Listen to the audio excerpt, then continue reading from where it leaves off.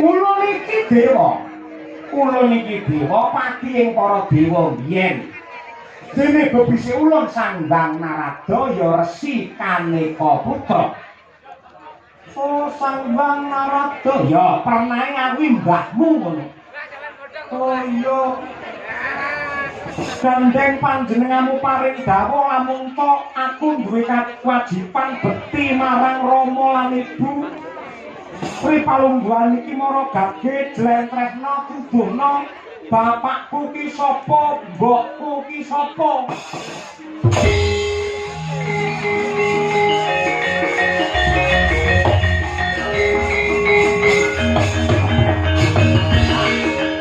Yen jeneng kita pengen ngerti pakmu sapa, mbokmu sapa, kowe madhep Prana.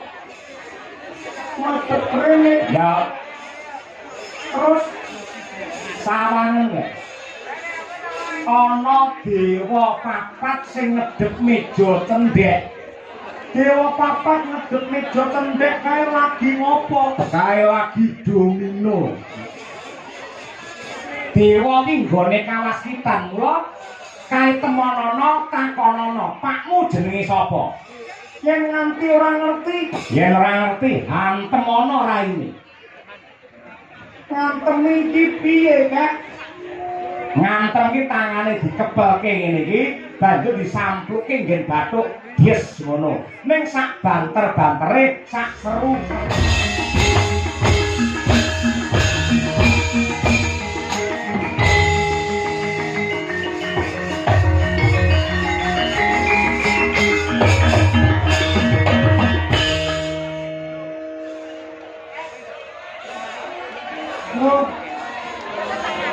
Kakek tak kira lek temburu bae kakek Narada tangi ke siyaine ke jare dewa ki ra iso mati dewa iki kena lara luput ing pati bareng ketibang tangane Bambang Wisanggeni sing ngletak ke kowe tangi ke kowe tangi yen kowe ra tangi kancaku sapa ke kakek tangi ke kakek Narada kowe tangi kowe aja mati ya ampun Niken Salindri teko ndi oh ketekan sinden jenggelek kaya ngono kuwi kebangetan lho baik dewe para dirti bani tangan nganti kaya ngene iki rumah kalau ngapura aku ora ngerti ya kan nadyan kaya malah pulang kepiye aja leren aja mandeg aja mendho sadurunge ana dewa sing dlem-dlentrehne pakmu jenenge sapa kowe kudu ngamuk ning kayangan oke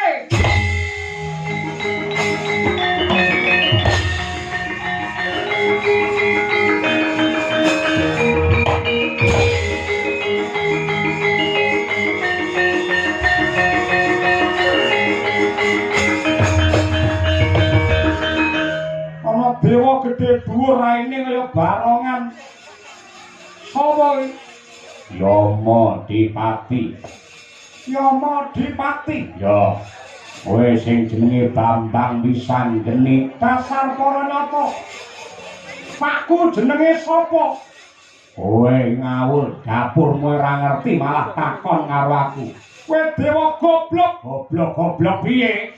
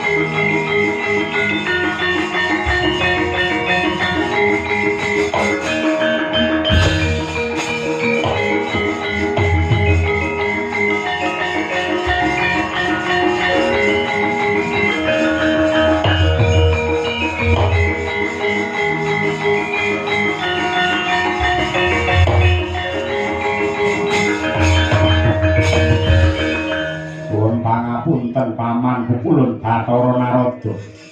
Kula suwun ndika sumingkir. Kula badhe ngajar dhumateng wisanggeni menika. Kowe iki perang karo bocah menang ora kondang kalah parandene mbabar wirang Yamadipati. Pedahe apa to gunane apa kowe menang karo bayi wingi sore?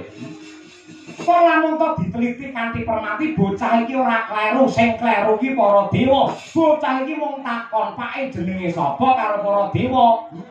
Parandene malah dikeroyok diajar angger dewa ngajar karo wisanggeni karepe do piye? Monggo bayi iki dicemplungake karo Bathari Durga Madyaning kalah Candra Dimuka takon karo kowe. Candra Dimuka iki dadi panguasane sapa? Panguwas kula. Durga nyemplungke bayi ning kawah ijin karo kowe ora? Mboten izin, kula mboten ngerti. Tegese dheweke piye nyepelekaken kalian kula. Lah ya sing salah Durga, kenapa sing kok ajar kok bayine? Tanaras tenan.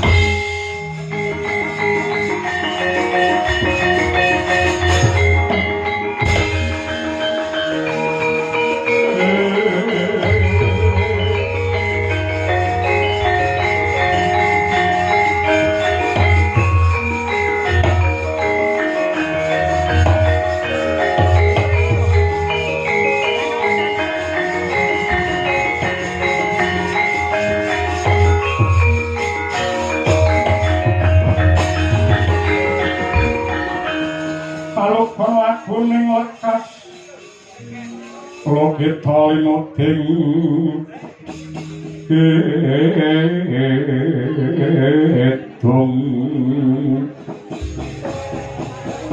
kadung kadereng amor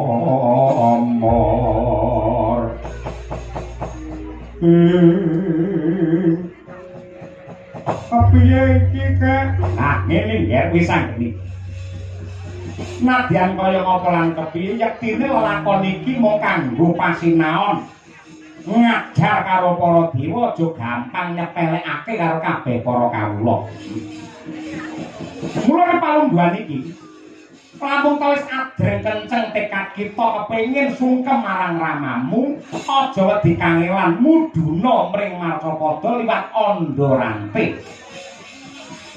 Dene lamun ta Madyapada jeneng kita ketemu kelawan satriya Madukara ingkang kekasih Raden Arjuna.